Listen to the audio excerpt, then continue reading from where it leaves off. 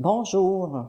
Aujourd'hui, dans cette page d'Évangile de Saint Luc 21, 1 à 4, Jésus nous invite à méditer sur la parole de cette pauvre veuve qui vient faire son offrande au temple. Évangile de Jésus-Christ selon Saint Luc. Jésus, le roi des rois, c'est Jésus, le bon pasteur. Alléluia,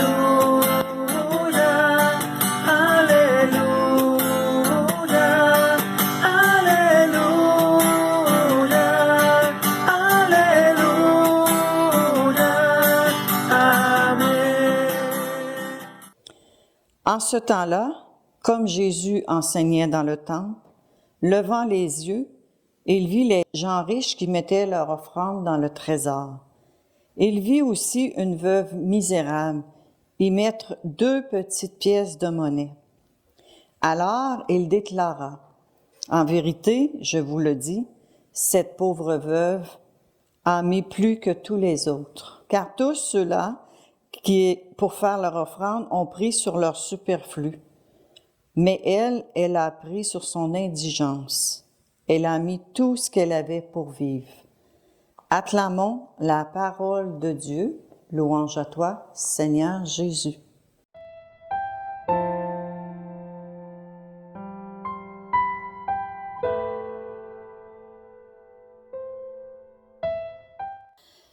Dans son récit, Saint Luc nous amène au temple de Jérusalem, au moment où des riches donnent de grosses sommes d'argent pour le service du temple.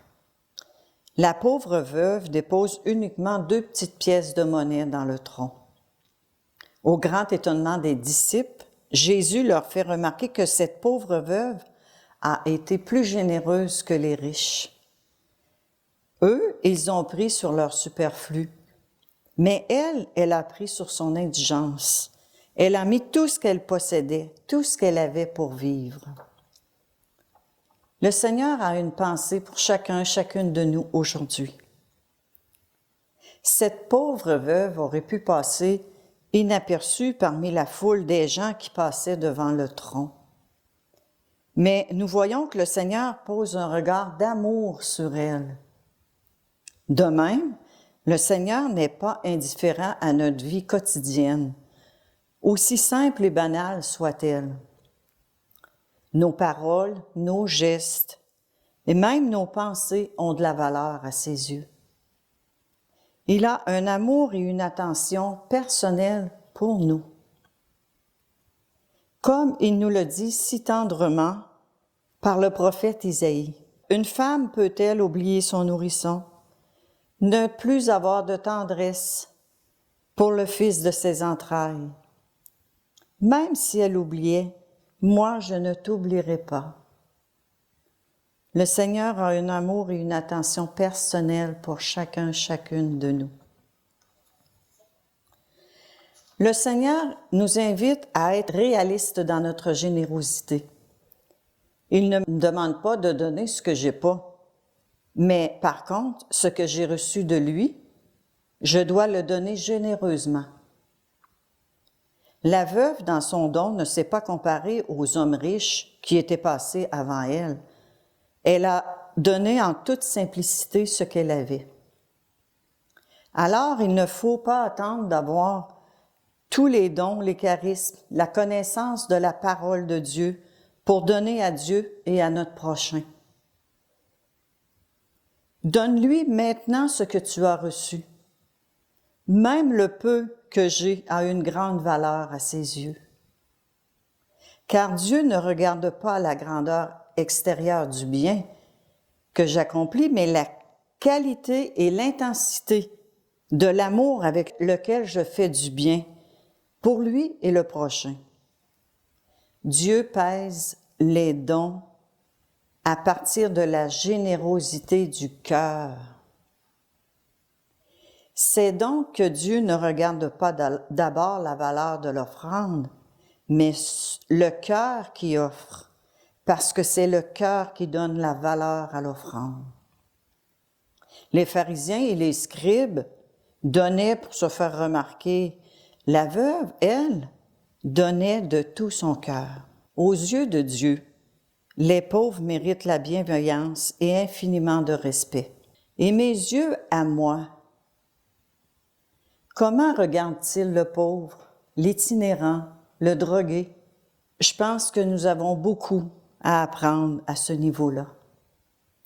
Dans le monde d'aujourd'hui, nous aurions à apprendre à juger les autres, non pas sur ce qu'ils ont, mais plutôt sur ce qu'ils sont, en tenant compte des souffrances qu'ils éprouvent et qui les tiennent trop souvent à l'écart du monde.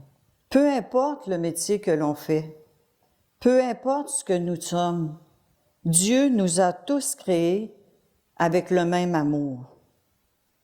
Alors, nous aurions à apprendre à juger les autres, non pas sur ce qu'ils ont, sur ce qu'ils sont. En terminant, je vais reprendre une parole, une phrase que j'ai lue venant du pape François qui dit ceci. « Les pauvres nous évangélisent toujours. » Une question m'est venue. Est-ce que je suis prête à me laisser évangéliser par les pauvres? Nous, chez nous, à Landrienne, il y a plusieurs années, on avait un groupe de prière. Il y avait Gérald qui venait à nos soirées de prière. Gérald, il avait une vie difficile, une vie familiale difficile, puis avec sa famille, c'était difficile aussi. Il portait beaucoup de souffrance en lui, mais il venait à nos soirées de prière.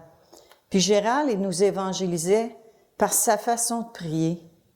Quand il priait, c'était avec le plus profond de son cœur. Quand il donnait ses misères, ses souffrances au Seigneur, c'est avec son cœur qu'il les donnait. Et nous, les gens du groupe de prière, ça nous évangélisait. On trouvait ça beau de la façon que Gérald priait, de la façon qu'il présentait ces choses. C'était enrichissant pour nous. Accepter d'être évangélisé par les pauvres, c'est accepter de changer mon regard sur eux, de reconnaître que je suis pauvre moi aussi.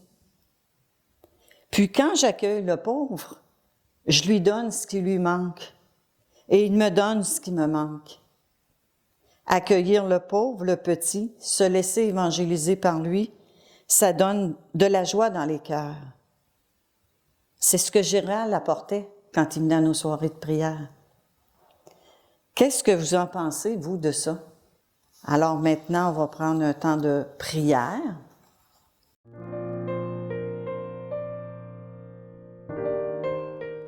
Seigneur Jésus, donne-moi tes yeux, donne-moi ton regard afin que je voie, que je regarde au-delà des apparences. Notre Père, qui es aux cieux, que ton nom soit sanctifié, que ton règne vienne, que ta volonté soit faite sur la terre comme au ciel.